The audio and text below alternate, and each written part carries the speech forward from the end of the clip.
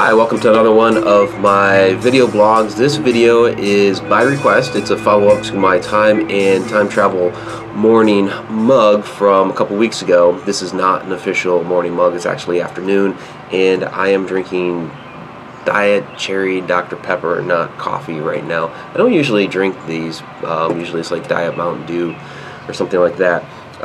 But in any case, time travel follow-up. I'm going to do a quick review first of what we went over last time for those that didn't watch it. I will also provide a link below to that previous video so that you can get those details. This will just be a quick review, and I excuse whatever mowing sounds you may be hearing from behind me, but you know, the neighbor on the other side of the creek has been out there for the last 3 hours and 36.5 minutes mowing his lawn. I don't know how big of a yard he has, but apparently it's ginormous. Okay, so quick review of what we went over last time with time, and basically what we've been accustomed to, and I'll try to draw this up real quick again, is we have typically we think of it as a river of time. So we have a timeline kind of all going in one direction, and we put events along that time as they happen. And anytime you look in like a history book or even in news articles and things like that, you see a timeline of events. There's no going back. Forward, of course, hasn't happened yet. We don't know what's going to happen 2 seconds from now. The whole house could blow up, whatever. But all moving in one direction. So a few years ago, I started coming up with some different ideas and some different theories, and which was kind of came back up again. Watching some different sci-fi movies, doing some different reading, things like that, and it just kind of popped back up in my head, so I thought I would do this series. So another way to look at that, and I'll draw a couple of lines here, is to look at it instead of a horizontal line going one direction, is a vertical line going in either direction, and all the events in one particular place being stacked on top of each other. It does not account for really multiple places. I'm still trying to figure out how this theory would work in multiple places, other than for instance, like if a spirit or entity would be at different places moving back and forth, how that comes into play. This just is taking a theory of one particular place and different events, or all the different events of that location being stacked on top. So I think I used 1838 and 1910 and current day in my example last time, and somehow these being able to interact with each other at different times. And that's what I'm going to get into in this one, is a little bit more of an illustrative way in seeing how these different eras stacked on top of each other may be able to interact with each other. Now, just to kind of start that, you've seen this in a lot of I guess sci-fi movies lately have been bringing up this term of wormhole, and I'm not even going to really say that this is a wormhole theory, but it kind of plays into it. And I find it kind of funny, because they're like, well, if you could take, say this is space and time, and if you could bend that and punch a hole into it, then you'd have like this hole where you get to the other side, wormhole. Okay, just the whole premise of if you could bend space and time.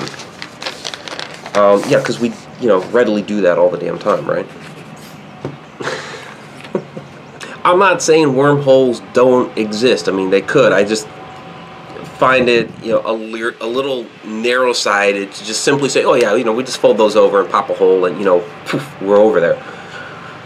Because we don't currently do that. Not that the idea doesn't have merit, but let's not just throw it to the wind, as something that is readily available to us. It's not. It would be cool if it was, but we don't just arbitrarily fold time over and stuff. Or do we? maybe there is a way that we don't really realize it's happening. That maybe it's not necessarily a wormhole as in the way our science fiction has kind of dubbed it now.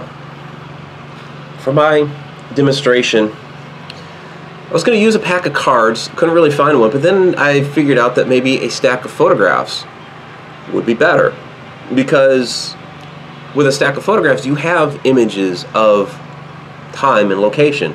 The very top picture here is of my grandmother with my youngest son Cameron. It's February 2002. This is like, yeah, he's like a few weeks old here. And then below that is a picture of my grandparents with, me, my sister, cousin, our kids. Was that 2001? This is, again, another grandparent picture, 2003. So, they're all out of order, and there's things here from, those are all same location. This isn't necessarily same location, but there's me when I was 16 for, nope, 17th birthday, July 1991. But in any case, places, location. But let's, for this demonstration, say this is all one location. The first three were. Okay, and this is up and down our quote-unquote timeline, taking time out of it. I'm saying time doesn't exist. This is just everything on top of each other in one location, accessible if you know how.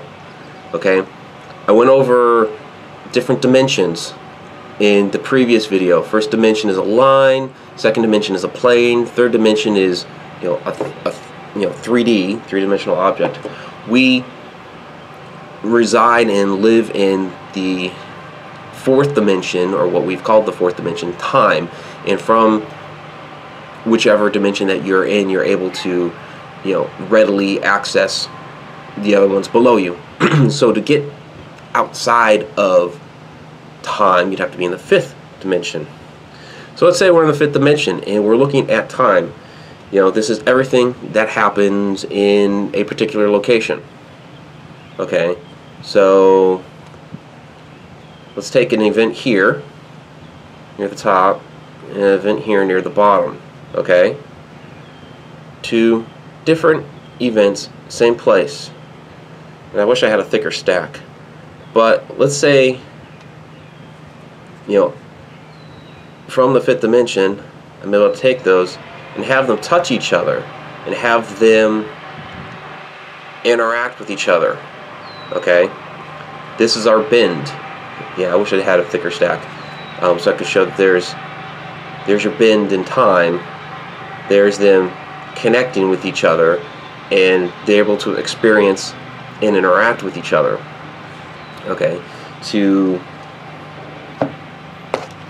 maybe draw that out a little bit. You have all of your events, but then you have one here and one here connecting with each other for an event. Something is happening here where these two times are able to interact with each other.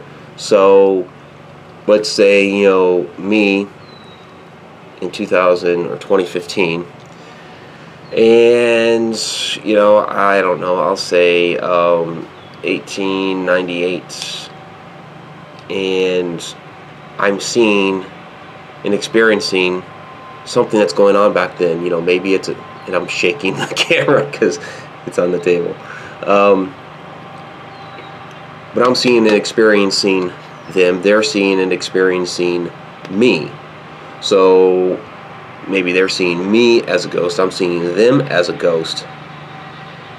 The question is, how do we initiate that? How do we kick that off? That's kind of the big question. We see it happen, we experience it, we might see a glimpse of it, like what we call a residual haunt, and an image of somebody walking by into a wall that is there no more, or or it used to not be there and they walk through it or whatever. or you see an actual event take place, or you're able to interact with something that's going on. So there's almost like different levels of how you're able to interact within this. Some people explain what they've experienced as like, you know, being in a bubble, like space and time has no meaning anymore, and it's all within like its own realm. People have, you know, experienced, you know, loss of time, or that, you know, something that seems to have taken, you know, a half an hour went by in 2 seconds, or something that, you know, went by in, you know, a matter of a minute, you know, when it's over, you know, an hour has gone by. So something has happened here where you've come out of this stack, and these two moments have converged together. Now, what kicks that off, I don't know. That's still what I'm trying to learn and explore and see if I can figure out. But this is all, you know, outside of time. It's just taking, you know, kind of like plucking, you know, two moments, two cards out of the stack, two photographs out of the stack, and bringing them together for an instant. And, you know, time doesn't move the same. Space is kind of relative, because if other people, like let's say it's all happening in a room, and other people within the household don't even hear what's going on. Let's like say something crazy is happening within that moment, within that event. You know, maybe stuff's being thrown around the room or whatever. Maybe somebody screams, you know, and nobody else in the house is hearing it. Well, you've gone off somewhere else. You know, it's not here and now. It's like it's been pulled outside of this dimension that we're in. And that might be, you know, really abstract and kind of hard to, you know, wrap your head around. Even me drawing this out and coming up with this stuff, even I'm, you know, having some challenges trying to, you know, completely work my head around it. And that's why I keep talking about this, and I keep reading, and I keep exploring, and I keep drawing out stuff like this, because I think it has some merit. I think there's something here that is there to discover, you know, that we've just kind of been looking at things the wrong way, that instead of just, you know, this linear thing all just going in one direction, you know, I think we've put too many rules to this. You know, it all works this way, so it has to be this way, and you can't get out of that. No, I think there's a lot more to this universe that's around us that we can get out of this construct that we've created for ourselves, this construct of time and how it works. If we can get out of that, I think we can better realize the world that is around us, and it's not exactly what we think it is. It's not what we're perceiving with our eyes at this moment. And for those that are like, well, you know, it's just where you talk about, you know, we can't see this, you know, it's speculative, it's all that. I think if we were to learn how to get outside of this construct that we've created for ourselves, that we would be able to see that a lot more often, be able to interact with it, and maybe have a choice with how we're able to do all that. So a lot of theories, a lot of stuff I'm throwing out there. If you have any thoughts or ideas about that as well, put them down below. You know, there was some good feedback with the last video. I really appreciated that, and that's what's kind of spurred this video as well. Like I said, it was by request. The channel, I'll give you the channel, Ninja Cthulhu.